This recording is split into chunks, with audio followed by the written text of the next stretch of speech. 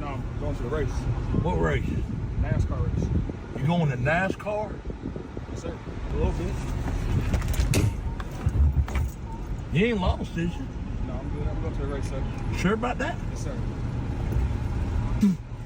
Find something safe to do, boy. Yeah. If liquor don't kill us, pussy must.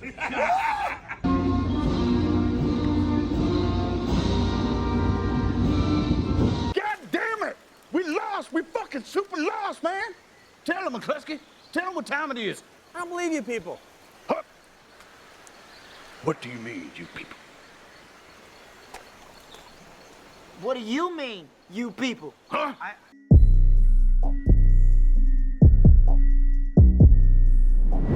Guys, I figured it out. I hope you guys like this video, and if you guys do end up liking it, please like, subscribe, or comment. Let's get this conversation started. So, as you can see from the title of the video, is whiteface and blackface acceptable, or is neither one acceptable, or is one acceptable and the other one isn't? Because I know you guys have both seen both of these skits, Drewski skits and Robert Downey Jr.'s movie scene in Tropic Thunder. Both of them are hilarious. Some people think both of them are not funny. Some people think one's funny and the other one's not funny.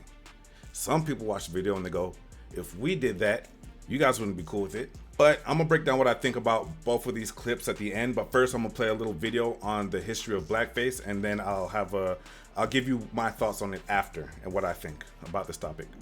Happens all too frequently, often at Halloween, but not exclusively.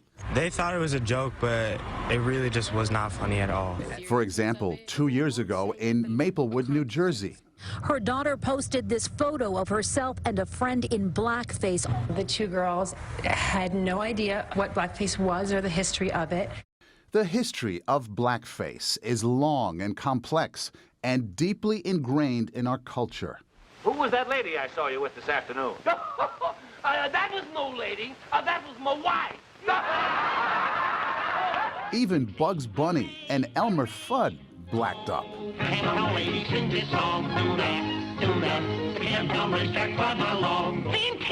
isn't it? Run all night. For more than 100 years, white and then black performers wore dark makeup and created not only a popular theatrical form, but stereotypes that are still with us today. This makes you uncomfortable, doesn't it? Absolutely. It does make me feel uncomfortable to talk about these things because they are incredibly disturbing and revolting.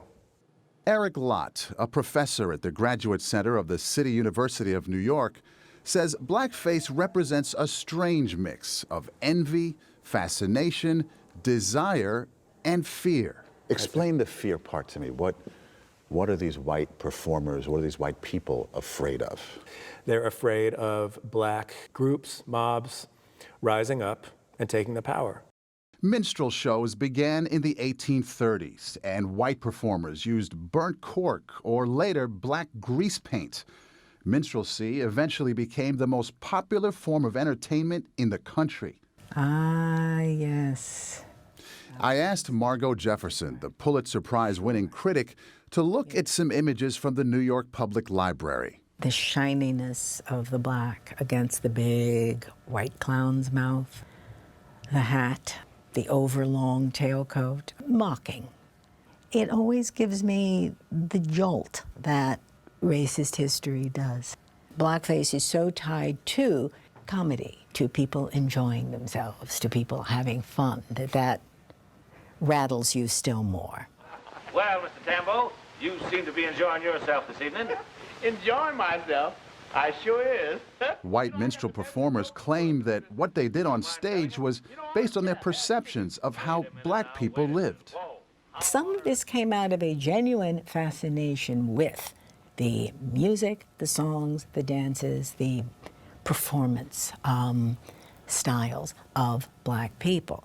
But it's also where Jump Jim Crow was born, along with other characters depicted as lazy, lying, or buffoonish. Remember, this was all happening before the Civil War.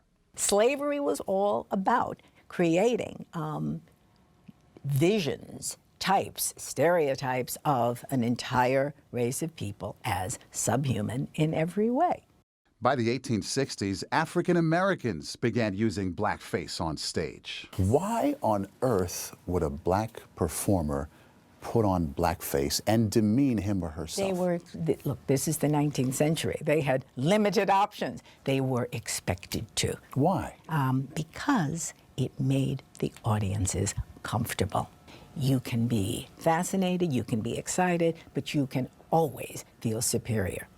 In effect, the black makeup on a black performer became a theatrical mask with many layers of meaning. Professor Eric Lotz. The mask, I think, says to white audiences, you have nothing to fear. Go ahead, enjoy yourself.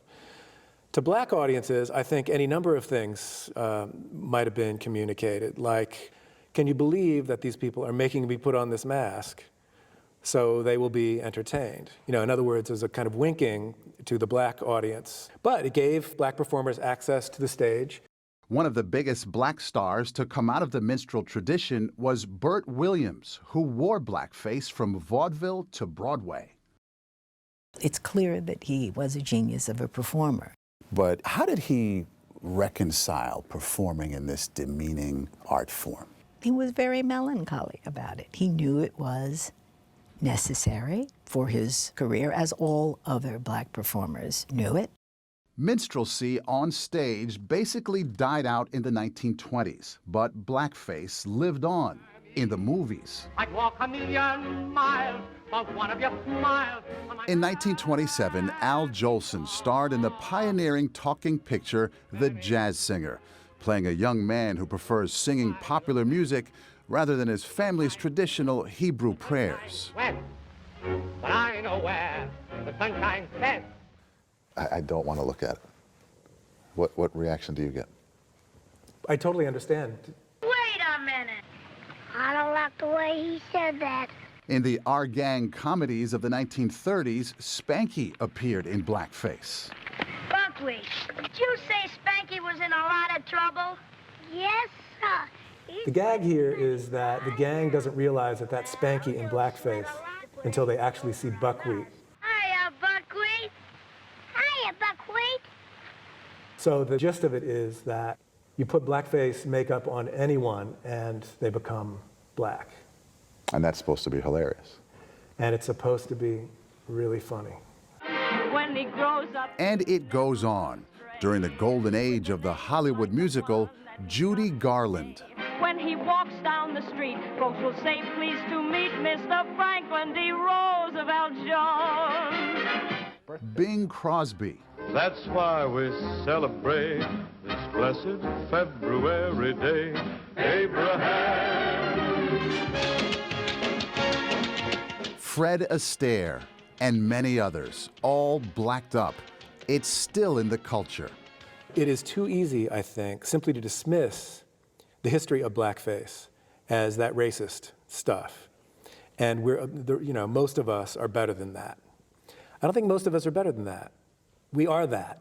That's what we are. You know, some people say in order to move forward, we need to put this stuff behind us, as painful, as just upsetting that it may be. Well, you know, any form of history that gets suppressed or repressed or erased out, it comes back to haunt. What has to happen now is a discussion, an acknowledgement of this charged, complicated, painful history.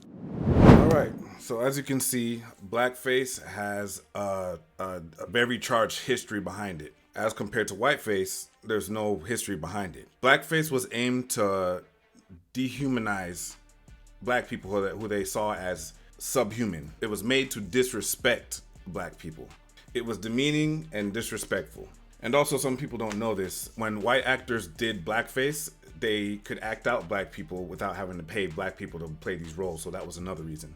So when white people or certain people see Drewski's video of him doing whiteface, they like to comment under the video saying, what if we did this with blackface?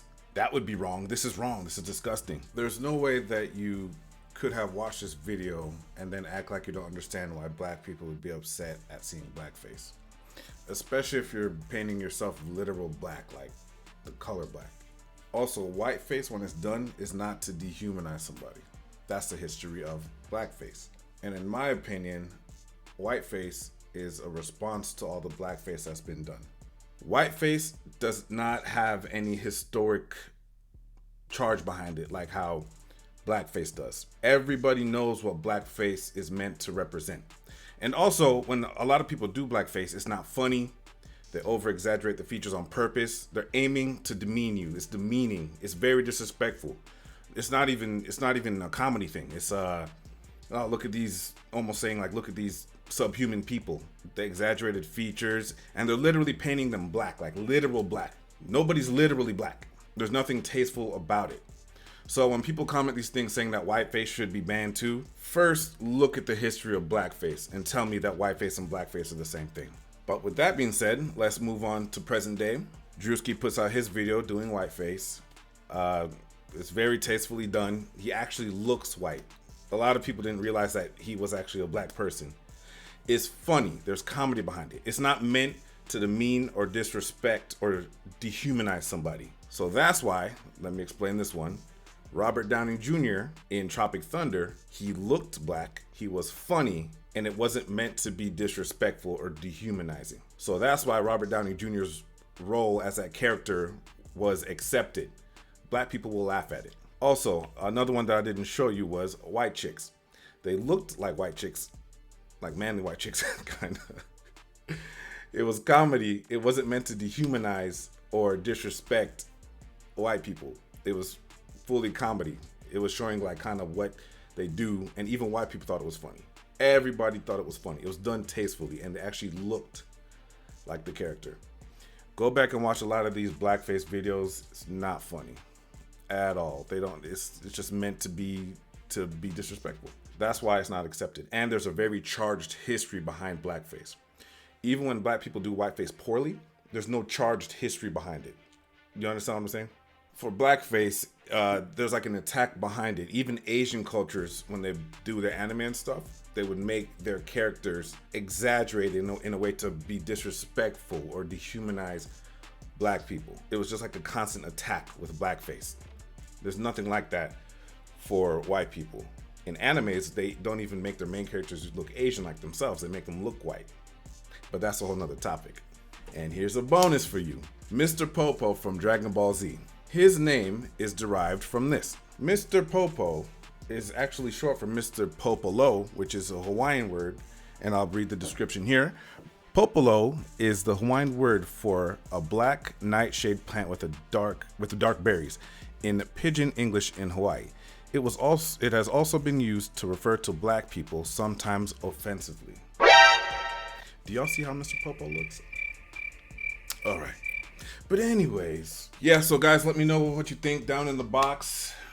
If you like the video, comment, like, subscribe, share with somebody, you know. But other than that, enjoy these next funny, comical, tasteful, non-dehumanizing, and a lot of it's relatable. Like you've either done it yourself or you've seen somebody else that you know do it. Blackface and whiteface. Enjoy. Making my way downtown, walking fast, faces fast, and I'm homebound. Tongue is kind of big.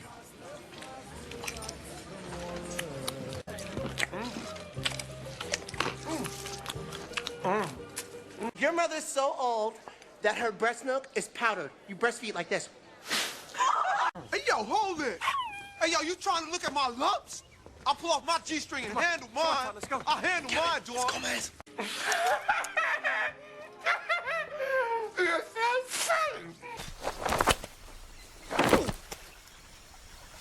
For 400 years, that word has kept us down.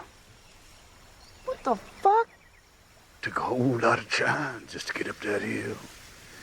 Now we up in the big leagues. Kid, I'll turn it back. Long as I live, it's you and me, baby. That's the theme song for the Jeffersons. You really need help. And just because the theme song don't make it not true.